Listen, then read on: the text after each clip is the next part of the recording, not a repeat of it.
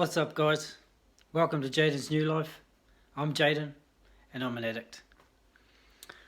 So this weekend just gone, I turned 40 years old, and much to my surprise, I actually made it. And the reason I say that is because 10 years ago, there's no way I thought I'd make it to 40 years old.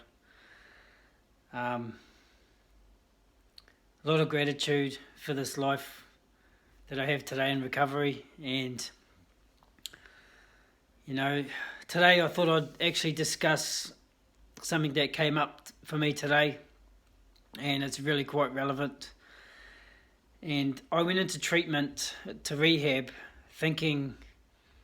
not considering myself as an angry person, and I'm sure a lot of you out there can relate. But it wasn't until I started to delve into my past and actually look at situations and how I handled them, I came to realize very quickly that I was a very, very angry guy.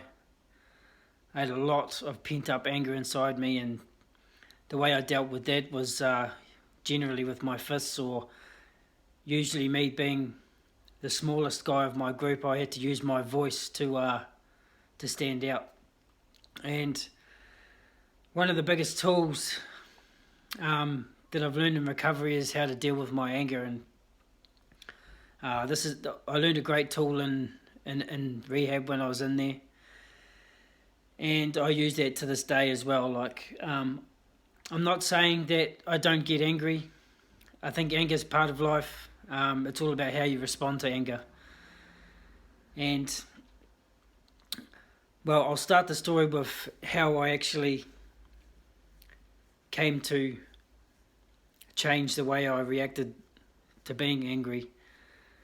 In rehab, we got put into groups, and we'd do this therapy in these groups, and when it was your turn, you would sit there, and it would go around the circle of all the other people sitting there, just like in a meeting, but a meeting circle.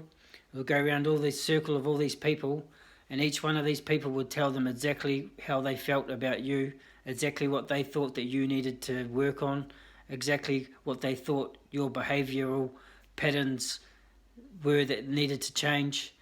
And I tell you, it was such an uncomfortable feeling. The thing is, you had to sit there in that seat, and you weren't allowed to say a word. So you can only start to imagine how that felt. And this is the start of where I started to become in touch with myself. So I used to go from 0 to 100 just like that, and I would react. But in sitting there in these group sessions, like I said, I started to get in touch with my body, and I'd realise the first thing that would happen my heart rate would rise.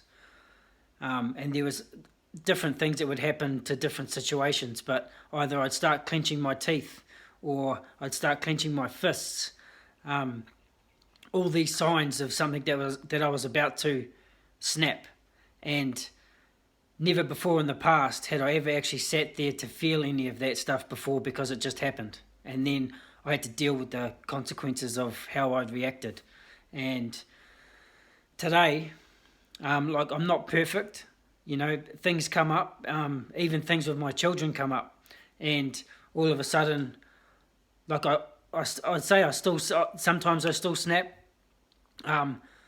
But the difference is today, I will not sit with that. The difference is today that if I say something that I shouldn't have said, I'll apologise very, very quickly. And I will own my part in the situation, something that I was never capable of doing in the past. I will also, my kids actually think it's quite funny, because, I'll say something to them out of the heat of something, because something or whatever's going on, and then 2 minutes later I'm a completely different person, and I'm back to doing what it was. That might be looked at as schizophrenia, but it's not like that.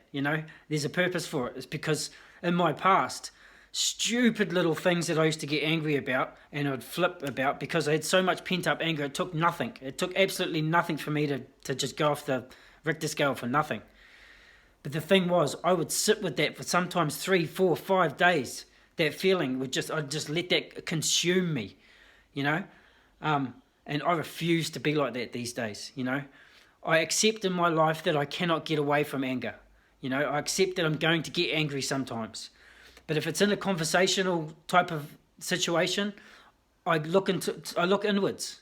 I can feel my heart rate rising. I can feel those clench of the teeth, like I want to do something or I want to snap, and I'll sit back and I'll have a breath, and that reaction that would have generally come out of me doesn't, and I'm able to respond in a assertive but, you know, peaceful manner, and get my point across in a different way rather than having to scream it or having to throttle someone for it. So I really just wanted to share that with you today, that, you know, if you're like me, which I know many people are, that didn't think that they were an angry people when they came into recovery, well,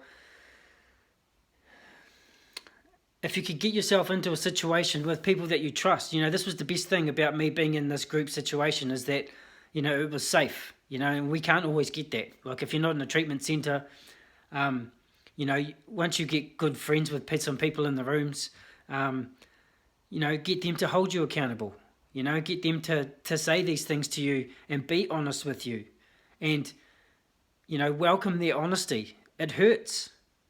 It hurts to be told, you know, something that you're doing is not right. It hurts. But how are you going to grow if you don't feel that pain? Like, if one person says that you're a duck, the second person says that you're a duck, and then the third person says that you're a duck, well, quack, motherfucking quack. Like, it's something so, it was something so amazing to me, you know, as hard as it was for me to see these behavioural things that I did and to get it pointed out through this therapeutic community that I was in, by other addicts. It helped me grow. It helped me to see what I needed to work on.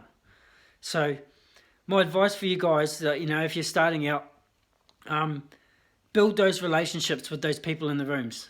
You know, get a good circle of friends, you know, a good circle of friends that you can trust, the ones that will give you their honest opinion about things, and let that fester inside of you and feel that, you know, feel what that's doing to you.